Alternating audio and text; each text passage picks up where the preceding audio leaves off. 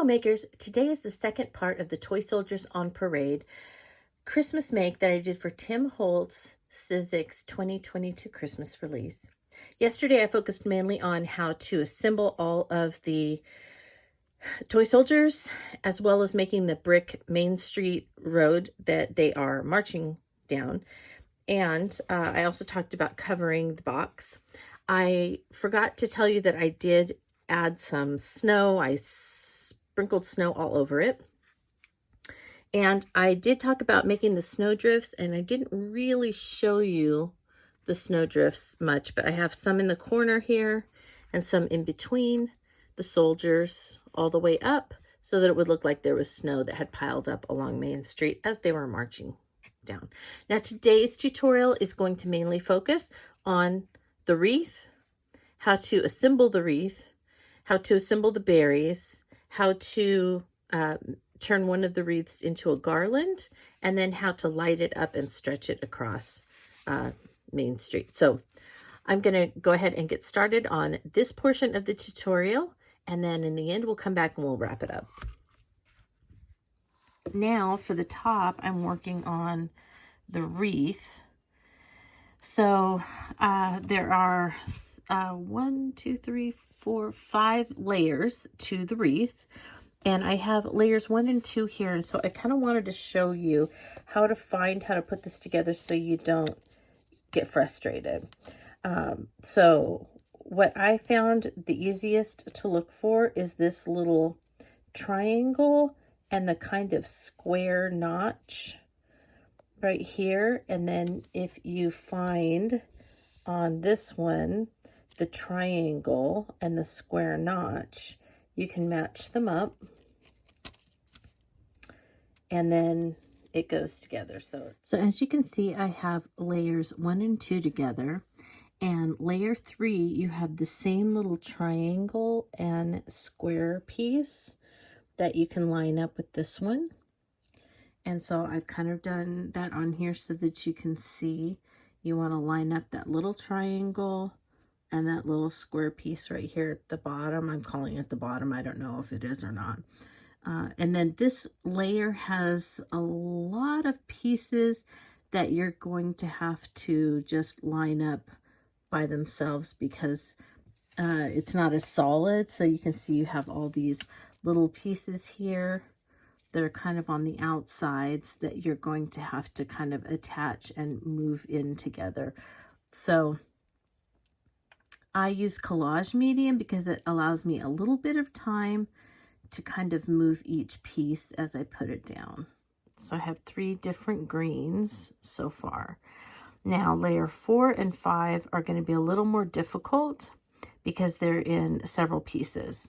So if you look on the back, this one says layer 4, green 4, and it kind of has this little U shape to it when you cut it out. So you end up with a piece that kind of looks like this. You have another one that, so you can see that these are going to be several leaves together, and then you have several individual leaves. So let's start off with the one that's going to be the easiest for us to find, because if you look, it has our little square in it. So I'm going to turn it over so you can see our triangle and our square that we've been using. So let's go back over here. We've got our triangle and our square. So you're going to line that up like that, basically. And so you can see I have it in place over here. Okay. And then, so then you start looking, and the places that you're looking for are areas where you have a lot of the solid layer 3. So this one is going to be this solid layer 3 over here, but it's up there. It's got 2 leaves together, and one thing that I really tried to focus on was the inside and trying to match up this inside area. And so that matched up really well, and then I could go over, and then this one matched up well up here. So this one goes up like that. And then there are still several around here. So I looked for, let's see, this one that has the little curly tail goes right below the one with the square, okay? And then the one that looks like it, this one looks like smoke out of like the genie's lantern or whatever, but it also has that really funny piece right there. And that, see the funny piece at the top? So that's easy to line up. If you just, oops, line it up over there, just like that. And then we have one more leaf. And so if you kind of look, you can see, okay, this one doesn't have any veining. And so then you know that that one goes there. So you just line it up like that, all right? Here we go, last layer. So I want you to see that if you use the collage medium, you have a minute to be able to go ahead and line those up fairly well. So we have 4 layers here on our wreath, and now we're going to add the last layer. And with each layer they get a little more difficult, so let's remember that we're keeping the triangle and the square at the bottom, and this other little square and this square at the top.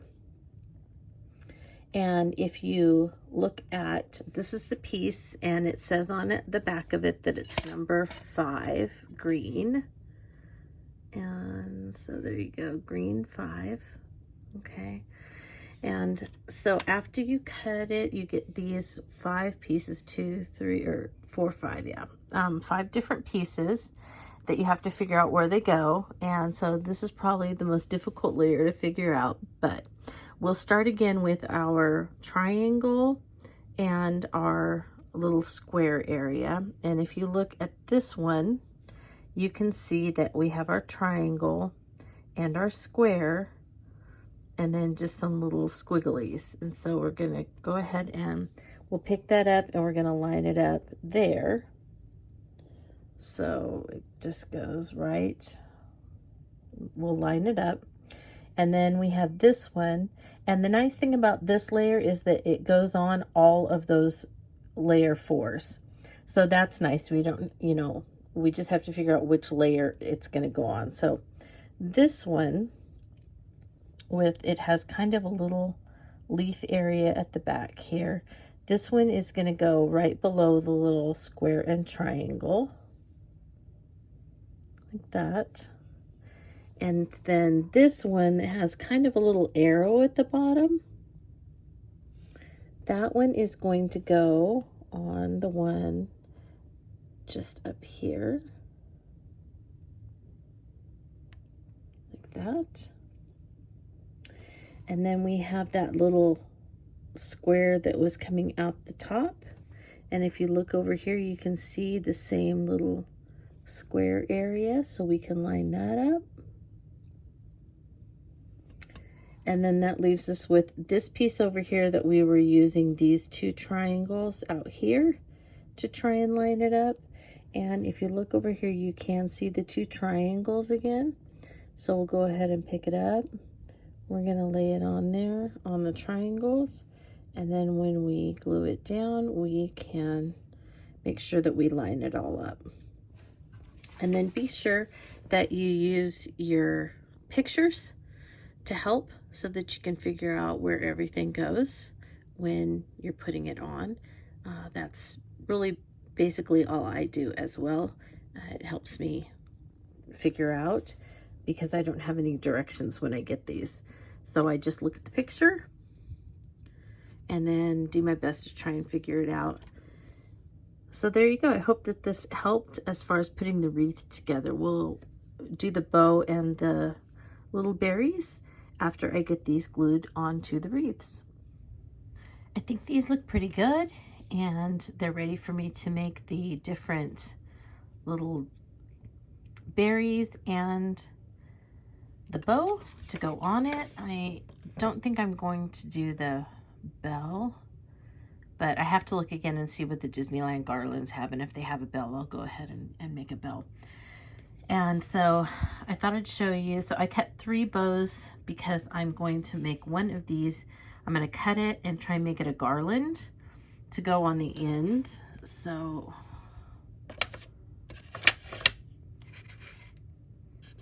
this is going to be up here, and then I'm going to cut this to kind of be a garland that goes kind of down like that. And so I'm going to add a couple of bows to it. And so I cut 3, so they layer up like this. So you have your solid one that looks like this, and then I put a lighter one for the second layer that will go on top. So then it just ends up having kind of that, the inside part of the bow is darker. And then I went back to a medium red to go on top of that, so that it has kind of 3 colors to it, and it's got that little bit of lighter pink kind of on the inside where it would be closest to you. And then I have a mess here, so I have more little circles and things that I need, so I'm going to make it harder on myself, unfortunately. But I changed the base color after I cut all of these dark base colors. So these have 3 layers. You have a solid layer, which, sorry, my cat was up here.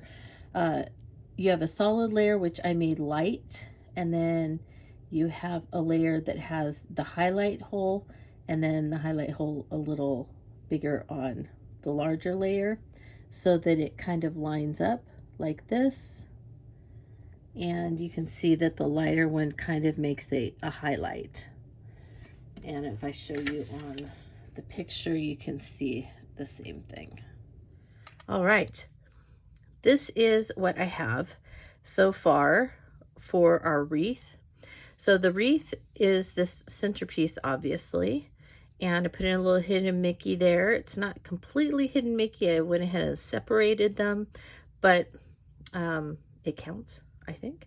And then on the back, you can see I just cut the wreath in half, and I attached the halves to the inside. And to get it to stick, once I put the collage medium on there, I had a clip, and I just took a clip and I held it with the clip and just let it dry overnight while I was working on other things. So I did that on both sides and attached it that way. So now it will go on here like this, and then I'm going to actually attach it back here. So I'll attach it at the top and I'll attach it on the sides. And I'm not going to attach it yet though, because remember, I'm going to try and light it up. So I really hope this works because it was a lot of work. So I'm going to try and light it up. And once I get it attached over here, I have a bow for each side that will go on here. There are 20 little lights that are on each strand of the tiny lights, and you don't have to use all of them, but I kind of really want this to light up, so I want to use all of them. So I tried to pick 20 areas that I was going to punch holes through, and there are quite a few layers, so I used the small side of my Crop-A-Dile and punched some holes. And I'm gonna do something like this, and then the next one will go like that. So I'm going to thread these through, and then I'm going to adhere the wire to the back. And so I'm just going to keep going all the way through, and then the end that's not connected will end up over here. And so that's how I'm going to light this up. My snow dried. And so I just used some scissors and I just cut some little snow drifts. So that's what it looks like. And then right here, I will probably, whoops, there's a little extra piece there. I will probably go ahead and just add with my palette knife a little bit of snow. And then you can see that it looks very wintry with our little soldiers, and they are clear over to the side on this level. So it just peeks through them and adds that little bit of wintriness without being too much. So I hope that kind of made it look a little bit more like a street. I think I really like it. See, I feel like I want to add the believe in the magic Disney kind of saying somewhere, and I don't know that it's going to make it on the front, but I may go ahead and make a thing that goes on the back, because you know how I am. I always feel like I should have something on the back, or I might have it say believe in the magic on the sides. Yeah, we'll see how it works. I realized as I was editing this that I have somehow lost the video where I show how I lit this wreath up, and I am so sorry. I videotaped every step of it, and so it's gone. I don't know where it is. So I'm just going to talk through it with you. That's the best I can do at this point. So you saw me assemble the whole thing and add in the little hidden Mickey, which I just love. And then I counted how many lights were on a string of tiny lights. And then I went through and I just kind of marked where there was no, on the back side, I marked where there was no berry and where I thought that I could put a light. And so I marked it on the back side on the craft stock. And then I went through and I punched holes with my Crop-A-Dile. And I'm showing you the Crop-A-Dile because I know many of you know what a Crop-A-Dile is by We Are Memory Keepers. But I recently noticed somewhere that there were quite a few people who are new to paper crafting that had never heard of a Crop-A-Dile and didn't know what it was. So Crop-A-Diles punch holes through all kinds of things: sheet metal, chipboard, everything. And there's two sizes. They had the smaller hole, and then they had a larger hole. And then they have an eyelet setter and I think they were called snaps. So this sets the smaller eyelets that I know people are starting to use these days. And then you could pull it out and you turn it the other way, and it sets the larger eyelets. You have to push that back in. And then this one, you have to turn it to this one so that it will set the larger eyelets. And so there's two sizes of larger eyelets it will set.